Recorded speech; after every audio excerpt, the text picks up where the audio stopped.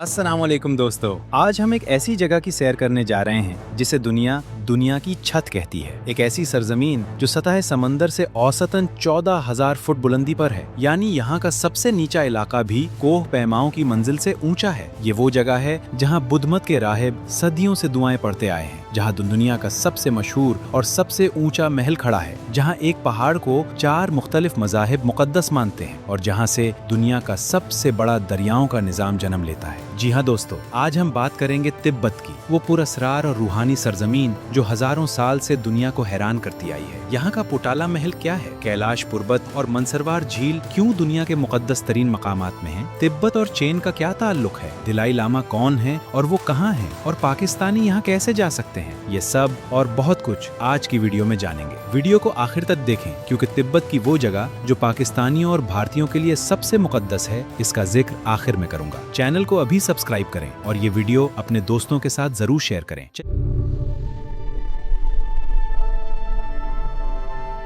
सबसे पहले बुनियादी तारुफ, और यहाँ एक अहम बात वाज़ेह करना जरूरी है। तिब्बत की सियासी हैसियत दुनिया के सबसे पेचीदा और हसास मसाइल में से एक है। चीन इसे अपना तिब्बत खुद मुख्तार खित्ता कहता है, जबकि बहुत से तब्ती और बैनुल-अक़वामी हल्के इसे एक काबिज इलाका मानते हैं। आज हम इस पूरी कहानी को बताएंगे, न सिर्फ सियाहती बल्कि तारीखी और इंसानी जाविये से भी। तिब्बत को अक्सर दुनिया की छत कहा जाता है, क्योंकि ये वस्ती एशिया की वसी सतह मुर्तफा और पहाड़ों पर मुश्तमिल है, जिसमें एवरसिस्ट समेत दुनिया की बुलंद तरीन चोटियां शामिल हैं। तिब्बत का रकबा तकरीबन 14 लाख मुरब्बा किलोमीटर है, यानी पाकिस्तान से तकरीबन 2 गुना। तिब्बत की आबादी तकरीबन 35 से 40 लाख के दरमियान है। 90% से ज्यादा मकामी लोग तिब्ती हैं और 78% से ज्यादा आबादी तिब्ती बुद्ध मत की पैरोकार है। दारुल हुकूमत ल्हासा है, जो सतह समंदर से तकरीबन 3600 मीटर बुलंदी पर है। 2026 में तिब्बत की GDP की शरह नमूव 7% से ज्यादा का हदफ है और 2025 में ये 300 अरब युआन से तजावुज कर गई थी। अब बात करते हैं तारीख की, और ये तारीख इतनी गहरी, इतनी रूहानी और इतनी दर्दनाक है कि आपका दिल एक साथ मुतासिर भी होगा और भारी भी। तिब्ती कौम की तारीख 727 क़िब्ल मसीह से मिलती है। 7वीं और 8वीं सदी ईस्वी में तिब्ती सल्तनत अपने उरूज पर थी। उस वक्त तिब्बत ने नेपाल, भारत के कुछ हिस्से और यहाँ तक के चीन की तांग सल्तनत पर भी हमले किए। इसी दौर में भारत से बुद्ध मत तिब्बत में दाखिल हुआ और तिब्ती लोगों ने उसे इस कदर अपना लिया कि बुद्ध मत उनकी पूरी जिंदगी, सकाफत और सोच का हिस्सा बन गया। 1642 में 5वें दलाई लामा ने गांडन हुकूमत कायम की और तिब्बत को एक रूहानी रियासत की शक्ल दी। दलाई लामा यानी बुद्ध मत की रूहानी क़यादत तिब्ती कौम के लिए सिर्फ एक मजहबी रहनुमा नहीं, बल्कि उनकी कौमी शनाख्त का मरकज भी है। तिब्ती बुद्ध मत में दलाई लामा को शफकत के बुद्ध का ज़हूर समझा जाता है, जो इंसानियत की खिदमत के लिए बार बार जन्म लेता है। 1950 में चीन की पीपल्स लिबरेशन आर्मी ने तिब्बत पर हमला किया और 1951 में ल्हासा पर कब्जा कर लिया। 1959 में तब्ती बगावत कुचल दी गई और 14वीं दलाई लामा ने 1 लाख से ज्यादा तब्तियों के साथ भारत में पनाह ली। 1965 में चीन ने तिब्बत को बाज़ाब्ता तौर पर तिब्बत खुद मुख्तार खित्ता करार दिया। तब्ती अवाम बिलखुसूस चीन से बाहर रहने वाले चीन की कार्रवाई को एक खुद मुख्तार मुल्क पर कब्जा करार देते हैं और चीन की मुस्तमिर मौजूदगी को एक गैर मुल्की कब्जा मानते हैं। दोस्तों, हम यहाँ किसी का साथ नहीं दे रहे। ये तारीख के दोनों पहलू बताना जरूरी है ताकि आपकी मालूमात मुकम्मल हो। चीन कहता है कि तिब्बत सैकड़ों साल से चीन का हिस्सा है और उसने वहाँ तरक्की लाई है। तब्ती कहते हैं कि उनकी सकाफत, मजहब और शनाख्त को दबाया जा रहा है। आज के दलाई लामा तिनज़न ग्यात्सु 1959 से भारत के शहर धर्मशाला में रहते हैं, जहां तब्ती जिला वतन हुकूमत भी कायम है। वो नोबल अमन इनाम याफ्ता हैं और पूरी दुनिया में अमन, शफकत और मज़ाहिद के दरमियान मकालमे के सफीर समझे जाते हैं। मुजस्समे और दलाई लामा से मोहब्बत का इजहार तिब्बत में मसाजिद और खानकाहों में कानूनन ममनू है। अब बात करते हैं तब्ती सकाफत और लोगों की जिंदगी की, और ये एक बिल्कुल मुनफरिद दुनिया है। बुद्ध मत ने तिब्बत की हर चीज मुतासिर की है, फन, तामीर, मौसीकी, समाजी रवैये और रोजमर्रा की जिंदगी। तब्ती लोग सुबह उठते ही मानी पढ़ते हैं, ओम मानी पद्मे होम। ये तब्ती बुद्ध मत की सबसे मशहूर दुआ है, जो आप यहाँ हर जगह सुनेंगे। पहाड़ों पर लहराते रंगीन परचमों में, चकराने वाले मानी पहियों में और राहिबों के विर्द में। तब्ती लोगों का रिवायती लिबास चूबा है, एक लंबा कोट नुमा लिबास जो पहाड़ों की सर्दी में बहुत काम आता है। थांका पेंटिंग, रंगीन कपड़े पर बुद्ध मत की तस्वीरें तब्ती फन का सबसे मशहूर पहलू है और ये सदियों से मजहबी तालीम का जरिया रहा है। यहाँ का मौसीकी का अंदाज, रहबानी गीत और मुनासबत सरस्वती त्योहार, सब में बुद्ध मत की रूह नजर आती है। खाने की बात करें तो तिब्बत का मशहूर तरीन मशरूब है पूचा, यानी याक के मक्खन वाली चाय। पहली बार पीने वाले अक्सर नागभू चढ़ाते हैं, लेकिन पहाड़ों की ठंड में ये मक्खन चाय वाकई जिस्म को गर्म रखती है। थाम्पा, जौ का आटा जो मक्खन चाय में मिलाकर खाया जाता है। यहाँ का रोजमर्रा का खाना है मोमोज, यानी छोटे भरे हुए डम्पलिंग्स, गोश्त या सब्जियों से बनते हैं और पाकिस्तानी गोलगप्पे की तरह यहाँ हर जगह मिलते हैं। और याक का गोश्त और दूध। याक तिब्बत का कौमी जानवर है और यहाँ की रोजमर्रा जिंदगी का लाजमी हिस्सा। अब आते हैं शहरों और मकामात की सैर पर। तसव्वुर करें हम ल्हासा में हैं, 3600 मीटर बुलंदी पर, और पहली सांस लेते ही महसूस होता है कि हवा कुछ मुख्तलिफ है, थोड़ी कम है, लेकिन इसकी पाकीज़गी और ठंडक बेमिसाल है। ल्हासा में सबसे पहले जो चीज आंखों को खींचती है वो है पोटाला महल। ये 13 मंजिला महल 700 क़िब्ले मसीह में शुरू हुआ और 17वीं सदी में 5वें दलाई लामा ने उसे मुकम्मल करवाया। ये दुनिया का सबसे ऊंचा महल है जो 3600 मीटर बुलंदी पर एक पहाड़ की चोटी पर तामीर है। सफेद और सुर्ख रंग का ये महल दूर से देखें तो ऐसा लगता है जैसे किसी ने पहाड़ के ऊपर एक ख्वाब बना दिया हो। इसमें तकरीबन 1080 पत्थर की सीढ़ियां हैं जो आपको ऊपर तक ले जाती हैं और ऊंचाई में हर कदम पर सांस फूलता है। लेकिन जब आप ऊपर पहुंचें और पूरे ल्हासा और दूर दूर तक फैले तपती सतह मुर्तफा का नजारा करें तो हर तकलीफ भूल जाती है। अंदर दिलाई लामाओं के सोने से मुलम्मा करदा मकबरे हैं, बुद्ध मत की मुकद्दस मुजस्समे हैं और हजारों साल पुराने नवादरात हैं। ये 1994 में यूनेस्को आलमी सकाफती विरसे में शामिल हुआ। जोखांग मंदिर तपती बुद्ध मत का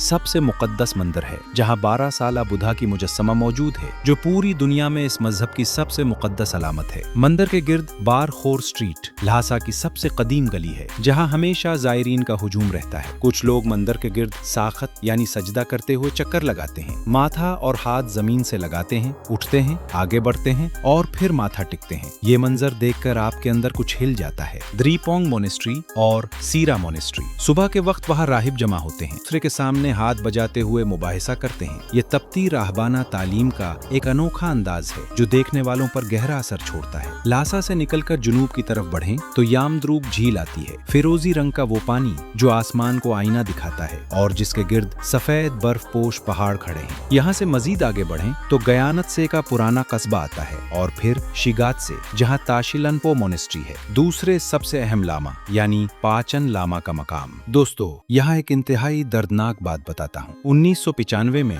6 साल के बच्चे गंढन चूहे की नीमा को दिलाई लामा ने 11वें पाचन लामा करार दिया, लेकिन चीनी हुकूमत ने उसे गिरफ्तार कर लिया और आज तक उसका कोई अता पता नहीं है। वो दुनिया का सबसे तवील अरसे से कैद सियासी कैदी माना जाता है। 1995 में कैद हुआ और आज 2026 में वो तकरीबन 37 साल का है। अब आते हैं इस मकाम की तरफ जो तिब्बत को पूरी दुनिया में न सिर्फ सियाहती बल्कि रूहानी एतबार से भी सबसे खास बनाता है। एवरेस्ट बेस कैंप 5200 मीटर बुलंदी पर यहाँ तक पहुँचना खुद एक सफर है जो पूरी जिंदगी याद रहता है। सुबह सवेरे जब ऑरेंज और सुनहरी रोशनी एवरेस्ट की चोटी को छूती है, वो मंजर देखकर आंखें साकित हो जाती हैं। रोंगबुक मोनेस्ट्री दुनिया की सबसे ऊंची मोनेस्ट्री एवरेस्ट बेस कैंप के बिल्कुल करीब है और यहाँ राहिब हजारों फीट बुलंदी पर भी अपनी इबादत जारी रखते हैं। और अब दोस्तों आते हैं इस जगह की तरफ जो पाकिस्तानियों, भारतीयों और दुनिया भर के मस्कुलरों, हिंदुओं, बुद्ध मत के मानने वालों और जीन मत के पैरोकारों सब के लिए यकसा मुकद्दस है। ये है कैलाश पर्वत और मनसरवार झील। कैलाश पर्वत 6714 मीटर ऊंचा है और बुद्ध मत, हिंदू मत, जीन मत और बोन मत 4 मुख्तलिफ मजाहिब के पैरोकारों के लिए दुनिया का सबसे मुकद्दस पहाड़ है। ये पहाड़ कभी नहीं चढ़ा गया, न इसलिए कि नामुमकिन है बल्कि इसलिए कि तमाम मजाहिब इसे इस कदर मुकद्दस मानते हैं कि इस पर कदम रखना